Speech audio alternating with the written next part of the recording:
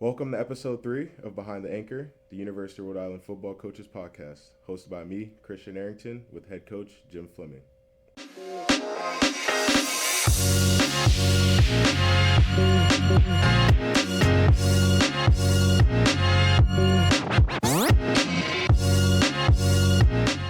Well, we're back here, episode 3 with Head Coach Jim Fleming, Behind the Anchor.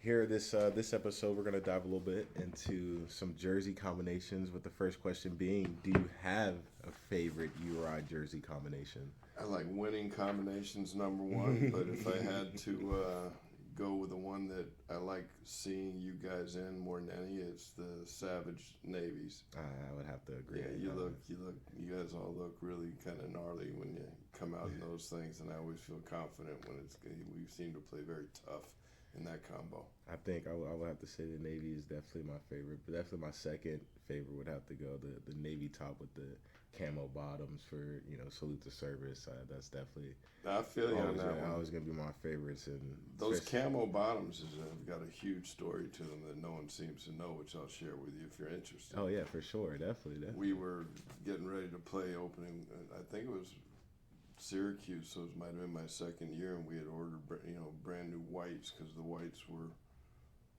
shot, and unfortunately or fortunately, the camos came in their place, so we just kind of put it in like we had designed it, and the camos have become one of our favorite attires for the last 8 or 9 years. Definitely when I saw that coming in as a player, it was like, oh, I get to show some kind of support for my pops, I'm playing the game. But so I have to ask though, do you like the classic Rhode Island logo more, or are you a big fan of the new alternative Rams head that they integrated? Yeah, I'm having a hard time saying that it's an alternative. I think that they're kind of in combination. I think the RI is a classy thing to be able to put out there as a national symbol, but when you start digging behind the scenes, I think the new Ram head is really pretty cool and very creative. I would have to agree that it's pretty creative, but I've always liked the classic Rhode Island logo. For me, when we're playing in a game against another big opponent, for me, like I said in previous episode, it's all about Rhode Island. That for people to know the RI is what's on our chest, what we're wearing on our gear. That's what was important for me, So me too. I think about when it's on TV. When it's on TV, or if you're looking like through ESPN to see where to find our games, it's the RI that jumps out, and I think that's kind of our trademark more than anything. Now, of all your stops in the college football realm, is there any team's jersey combination that you recall that will forever be one of your favorites? No, really not. I think that I really can't think of a combination. Obviously, as long as I've been doing this, they've had different combinations. Right.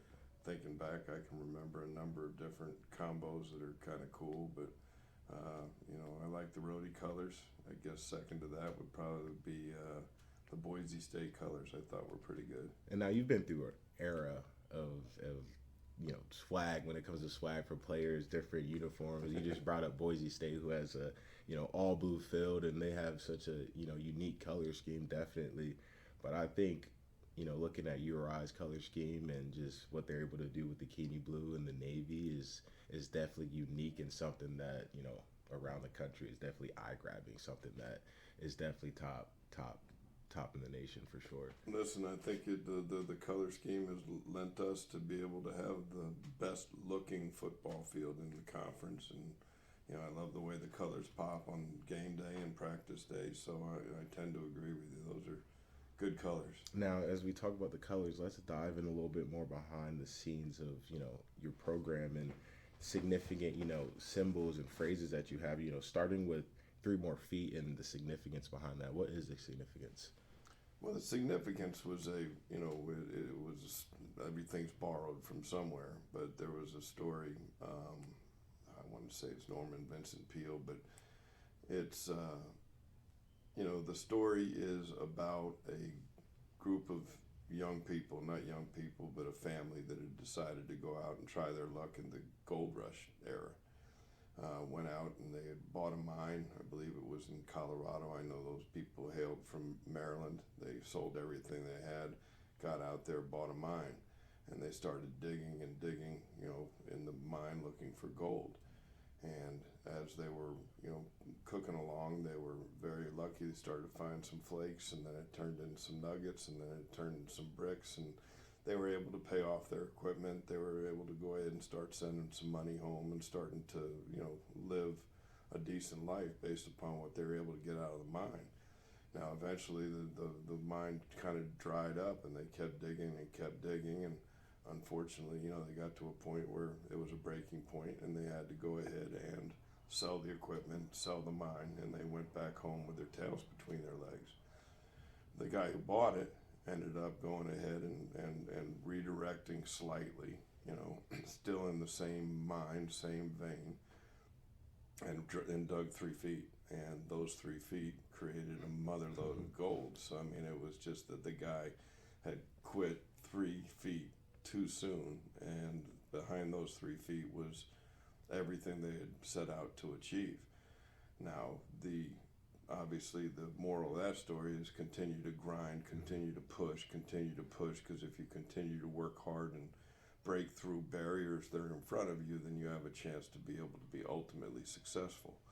The other part of that story is the guy who sold the mine went on into insurance sales and became a multi-million dollar guy by being the best insurance salesman, in the country, because of that same work ethic. He would never stop until he achieved what he wanted to. So that's kind of a story that we picked up along the way and had fit us certainly very well as a football team, knowing some of the hardships we were going through to be able to get to winning seasons, to get to the playoffs, to get to what we're in a position to pursue right now. So that's all a result of the hard work put forth, for the 3 more feet necessary to bring about success. Yeah, and I think as a player, just something to, wearing on your shirt or just, having in the back of your mind, whether you're playing or you're training, is to just keep going, like you said, to keep pushing whatever the barriers are. And you're obviously you're going to face a lot of barriers, as you're an individual football player, as you're a college athlete in general, with school and, social life. So it's just being able to push that extra, distance, and it might be unclear for you in the moment, but to just keep going and just keep looking towards that light, that's life. Right. It really is life when you think about it. The one thing that I've told most every player I've coached is that the thing about the game of football, and I think you could correlate it to life, is that, there is, the thing that is required for you to be successful is ultimately, your hard work, your effort. Obviously you have intellect, you have talents, but your hard work, your effort, your focus, and your continual strive for your goals is what brings about successful people in sports and in life. The thing is that you're required to give out great effort, but there is no guarantee of reward. And so, if Right. you don't, some people are going to get rewarded. Right. Some people, hey, you just got to keep on going until you get what you want. And in sports and in football particularly, that has been very true. I can go out and work my tail off on a day-to-day basis, but it doesn't mean that I won't be the starter or the touchdown maker or the quarterback on the team. But I can certainly be part of an organization that's successful, and that's kind of the message behind all that. Very well said, Coach. Now, I have to ask you, what is the significance of the anchor to the team? The anchor is, not only significance, but the story was that, Donnie Smith, who we all know and love, that was a big part of our program for eight years before he had to roll down to Florida for a little bit, came to me and said, we need a symbol to carry out of the tunnel, and our symbol in the middle of the state flag is an anchor. And I said, right on, let's get that. Let's represent the state with the anchor. But as I started to research, the anchor, it really is a sign of steadfastness. So when you think about the functionality of an anchor on a boat, is that a boat gets into stormy seas, what's it do? It goes and drops anchor, it secures it to the bottom. It's attached to a chain, which is attached to rope, which keeps your boat in place and keeps you steady through any kind of storm. The correlation there is that a football game is a 60-minute hurricane. It's a storm, it's wild. Things are going on all over the place. And when we go to the middle of the field and we go ahead and we plant the anchor, it means that we're here. We're going to be sitting here riding out this storm, and we're attached to an 11-link chain, And we know that if anybody in those 11 lengths, which represents each person on the field at any given time, then that chain will break and the boat will fly away. So it's really about, putting it down and knowing that you're going to be there until you decide to leave, which in a football game is 60 minutes later. Now, I don't think I told you my personal connection with the anchor. If you would love to, I would love to hear that. So yes. now, so growing up, my childhood pillow, which I still have to this day, I'm sure you do. it has anchors. It has anchors on it, ships and stars, and it is blue. And growing up, I never heard of Rhode Island before. Never knew it had a football program. And one day, little Flem came into the office, and next fast forward, I have a full scholarship to University of Rhode Island in the Anchor State. And I looked at my pillow one day, and I was just like, I'm definitely meant to be here. Like, this just feels like I was, destined to be here. And after all these years now, and looking at, where I am now as a man, it all just feels like, it was meant to be, for sure. All the lessons, all the hard times, all the good times, everything just is meant like it is meant to be. So just looking at, when I go to sleep at night and when I wake up in the morning, it's like, I'm meant to be here, so let's attack the day. So that's what the anchor means to me. It's always been close since I've committed. That's a good thing, and your perspective is right. I think all of us have to be able to accept at some point in time you're where you should be. Because you can change it as much as you want to, but at some point in time, right now, there's a plan out there somewhere, and it's for us to live, but it was destined, obviously, for us to be connected. For sure, Coach. Now, why is there an anchor bearer each game, and how is it determined who carries it out of the tunnel? Well, since we put the anchor into effect, which I think was maybe the first year, maybe the second year. But what we look to do is we look to award someone who's doing things the Rhode Island way, our way. A guy who's showing up and working hard every day, a guy who takes care of his business on and off the field. Usually it's, within the season, maybe the first game of the season we think about, who's taking it out is the one that's produced all the way through the summer. But after that, it's, guys that have continued to be there, continue to produce, continue to give great effort, and are good examples for everybody on our football team. And as they lead the team out, I think for that person carrying the anchor, it's an incredible honor, and it's something that I'm very proud of that's part of our program. And as you've seen it now, the anchor was our little gig on football, and now it's all over the University of Rhode Island. And I always kid with Donnie Smith. He said he should have trademarked it. He might have made some money on the deal. Definitely. Now, what is the meaning of the podcast behind the anchor? The podcast behind the anchor. The name now. We decided. Yeah. It's generally us diving into behind the game. Behind the player a little bit. The backside of how the program works, how you designed the program in all these years, and just the changes that you've seen, and just the general overall lens of the coaching staff. Well, behind the anchor was your guys' idea. Mason and everybody came up with it, and I think it was very appropriate. The way I look at it is a very cool opportunity for me just to talk to a former player, to be able to talk about not only the program but the personal things involved within the program. We've talked about significant football things, but most of the stuff we talk about is just really kind of exposing the personal side to team sports. There's 100 individuals, 100 different things going on in everybody's lives, and behind the anchor is really the dig down on the people behind the program. Not necessarily sport, but within it, the players, the coaches, the families of the coaches, the families of the players, the support people, all the fans out there. But behind the anchor, I think, is a really cool deal, and I'm very excited to be doing it with you guys, because it's very rewarding to talk about some of these things. And you bringing up the subject matter, gets me able to talk about it. So it's very much appreciated. Very well said, Coach. And I definitely agree. It's something that definitely allows me to also, recall some things that I might not have, think about on a daily basis, but helps me going forward. I think after every time we have do this episode, it definitely leaves me, leaves me with a pretty good heart, and leaves me with, having a great day. So I appreciate you too, Coach. Yeah, me too. Now that leads me into, our next segment here, talking about developing home field advantage. In 2023, the Rams are 3-1 at home. Having had multiple sellout games, how important is it having an engaged and loud home field advantage here at Meade Stadium? I think it's huge, and I'm hoping there are a lot of people are tuning in to come in here and honor our seniors this coming up Saturday, you being one of them. I think that it really is, it's inspiring. I think when you look around the league, we might not have the biggest stadium in the league, but I think we might have the best environment when everybody's there hanging off the rafters and yelling and screaming. I remember moments during the course of the last, 3-4 years where, goal line stand at Stony Brook or, Jarrett Martin's interception to beat Elon, just hearing the place erupt is very cool. And then I was doing an interview with Kasim the other day, and he was talking about that issue, running out of the bouncy house, I call it, the tunnel, whatever that thing is, and be able to look up in the stands and see them packed. It's very inspiring for our kids. And truth be told, when you're trying to continue to build the quality of your program, it's very important for recruits to see that as well.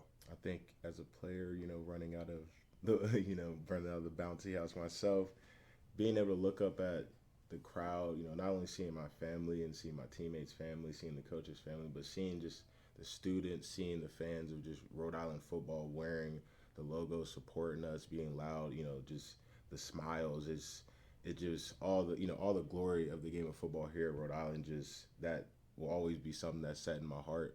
Memories that I'll always look back on, just because of how important it always was for them to be there. And even when it was that rainy game against William & Mary, it was in the mud and it was flooded. But those few people that were there, that means so much. Those players who are putting everything on the line and the coaches putting everything on the line, on a Saturday, just to have that support, just day in and day out. But definitely, I think Rhode Island is one of the best environments I've ever played in the CA. And we've been at Delaware, we've been Stony Brook, we've been Towson, and many Villanova. But there's something about Rhode Island, just those fans being close to the field as well. I think just the architect of our stadium is just, there's something about it that is definitely beautiful. So I share that 100%. It's a very cool place to play. Now, we've seen the enthusiasm generated from tailgating time and time and again, such as with Family and Alumni Weekend. What does it say about the direction of the program that fans are coming out, tailgating all morning and sticking around for the whole game?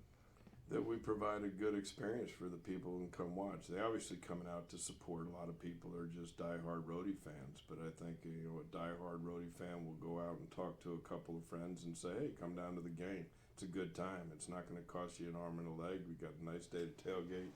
You can't find a more beautiful area in the country to sit out there on a good day and do what you do at tailgates, which, as I'm going ahead and going through my slow death, during the course of pregame, everybody else is out in that tailgate having a good time, not worrying too much about 3rd and 1. But it's a great environment, and I think that when people come to the first game, if they've never seen one, they walk away saying that was a really good time. We're going to do it again, and that's going to be part of continuing to grow. We're going to get these new stands. They'll hold more people. We're going to have to continue to fill it. But at the end of the day, people like to see good quality football that's represented by kids that are playing it the right way. And that's what I'm always, preaching to my guys is that, let's go out. We're going to play the best we can, but let's play it clean. Let's play it tight. Let's play it physical.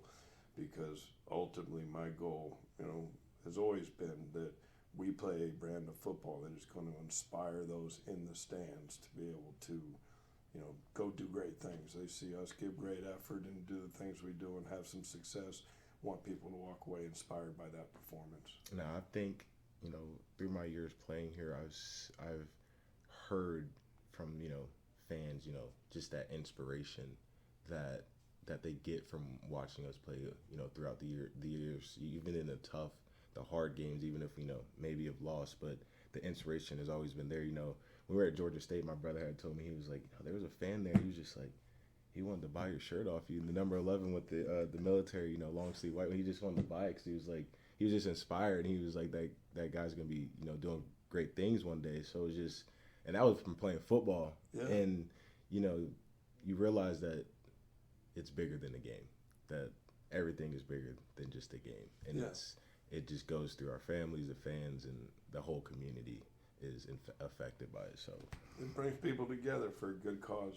It's our job to go ahead and put something out they can be proud of at the end of the day.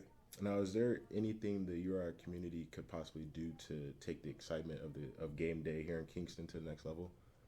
I think it's just constant attendance, really. And, I think that the university is doing a good job of creating a better environment for people to come into. I think the video board, which is being unveiled this weekend, will be a significant improvement for the fan experience. I think that, the whole thing, the stadium's gotten better, the field's gotten better, the colors are good, the football's gotten better. So I think we're on track doing that. Certainly, you want to build an interstate highway right into campus so people can get here easier. That'd be great too. I don't have many ideas in terms of how to make that much better.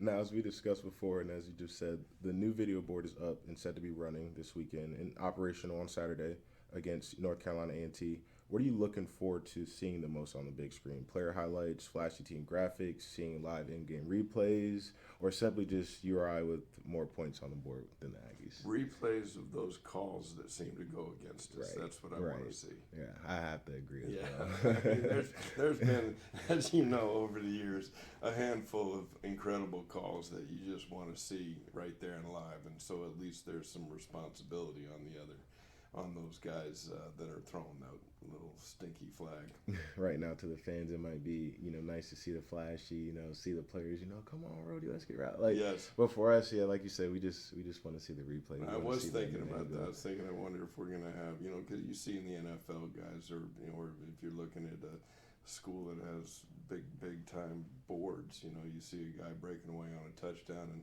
looking at the video board to see if he needs to make a move because he might be getting caught. Exactly. I'm saying that was my vision today, because I'm always hopeful that would be a big explosion for us. That actually makes me think about that Delaware interception when the wide receiver was chasing me from behind, and I had the quarterback in front of me. I had no idea that receiver was behind me, but I was facing direction of where the new scoreboard is, so I probably would have been able to see him and make a move. So.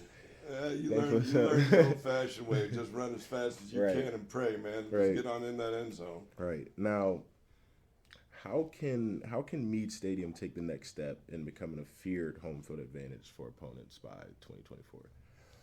Well, it's a good question. I think that all of our improvements will make it better. I think it's the fans, though. I mean, the fans is what makes it go.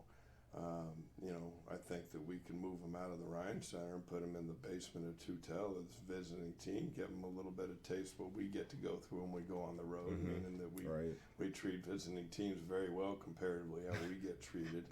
I think that would make it a little tougher, but I think it's really the fans, to get them, really rowdy, to be able to buy up both sides of the stadium, get them behind the nice seats are on the visiting side. Yeah. So if we can get those to the students and get them right behind the visiting team and really make it hard, I think that would remind me of some places I've been. University of Montana way back when. I mean, they're right on top of you, and you would almost have to have fist fights with people, because they would be hanging over you and throwing stuff at you. I've seen that stadium. I think it's the fans will have a chance to do that, but let's load up that. Let's put the band behind them. Let's really make it difficult on the visiting sideline. I would definitely have to agree. I would say teams are a little too comfortable coming in here when they have their little locker room. I feel like for us, when we're always on the road, we're like, why are we in a tent right now, or why are we in this little room over here? But I know teams come here and they got the nice setup in the Ryan Center. They sure coming do. Out comfortable. Here's your Gatorade, here's your towels. We've been in places you got to get out of there. Here's a little towel that seems to be about enough just to do, to do half your body. Yeah. And then, sometimes you have to fight each other for a bar of soap. So, I mean, we do it right here. I got to give credit to our administration, but I just wish we weren't so nice to our opponents. I can't remember where we were playing, but the cold showers after the game was just brutal. That's harsh, man. Jump on a bus for 6 hours, man. Yeah, it's a bad deal. Now, this allows us to go into our last segment here, talking about Senior Day. On Saturday, the 2023 Rams seniors will be honored as they play their final game here in Kingston. What makes the day so unique for these players? Well, I think it's a very emotional day for players. You're sitting there going and spent 4 or 5 years, some more, that have spent a lot of effort, blood, sweat, and tears on that field. And it's the last guaranteed time that you're going to be walking onto that field to play. And that's a memory that all of us have where we played. Playing it, that field is sacred. It's that field. It takes incredible talent and incredible commitment just to be able to step on it. And when you're going through it for the last time, not knowing your future, of whether you're going to get a chance to play more football. Of course, we got an away game the next week, but to be able to play on your home turf for the last time is an emotional experience. One that concerns me as a coach always, in terms, because you don't want your players to be that gaga over it. But every football player is going to remember playing on their home fields, and that's a lifetime memory. And when they come back to their homecomings years from now, they'll look down on the field and it may look a little bit different, but you know that you were down there and you were doing a lot of things that most people have no idea how much effort and how much sacrifice it really takes to be able to dress up Rhode Island on your chest and walk out onto that field. So it's a big day. Right. Now, what advice do you have for your seniors as they prepare to balance the bittersweet nature of senior day while also having to go out there and play their hearts out for 60 minutes? Well, I haven't spent a lot of time talking about it. I did tell them on Monday it's an emotional day. You got to handle your emotions. You challenge the other teammates to be able to play to the highest level to make sure you send those guys off with a good W. But I think really what has to happen, you're going to go through, you're going to walk out there, you're going to be recognized by the fans and hope that they're early and yelling and screaming and showing appreciation. You're going to give your mom a flower, or your dad a flower, whoever's going to get some flowers, and then you're going to have to kiss them on the cheek. You can cry your little tears, but then go in there and get ready to go do battle. And I think that's a very, you have to be very disciplined in terms of handle that moment. But each kid will handle it differently on their own, and I think we'll be ready to play. Okay, and you go down the long list of seniors on the team this year. Some who have seen the programs rise in the past years from the beginning, like myself. What lessons and experiences do you hope these seniors have passed on to the next era of Rams football players? Well, I think your contributions as a class, that all these guys are walking out, have been significant. It was 17 years from before we got our first winning season in 2018. That's when a lot of these guys came in. And, since then we've been able to provide winning seasons. I think they've transformed the program. I mean, I think there was a lot of guys before them that, that helped build up the foundation. But in terms of them taking advantage of that foundation and be able to build upon it, to be able to, give the quality of product that we're putting out there, I think is attributable to these people that are walking out in their senior year. What I'm hopeful for that they walk away from here is that they're very proud graduates, whether it's undergrad or even graduate schools, which a lot of guys will walk out with grad degrees. They're very proud of being Rhode Island graduates, but also recognizing that the best part of their college experience was the time they spent out there on that field. That leads me to my last question here, Coach Fleming. If you could describe the impact of the 2023 Rams seniors in one word, what would it be?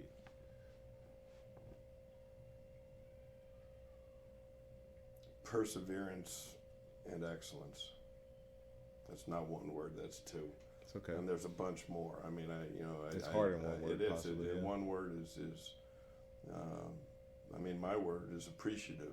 I just dig the way they've worked. I like the way that we've always gone out and competed. I haven't loved the way we played all the time, but I do appreciate each and every one of these kids for what they've been bringing to us and the effort they put forth.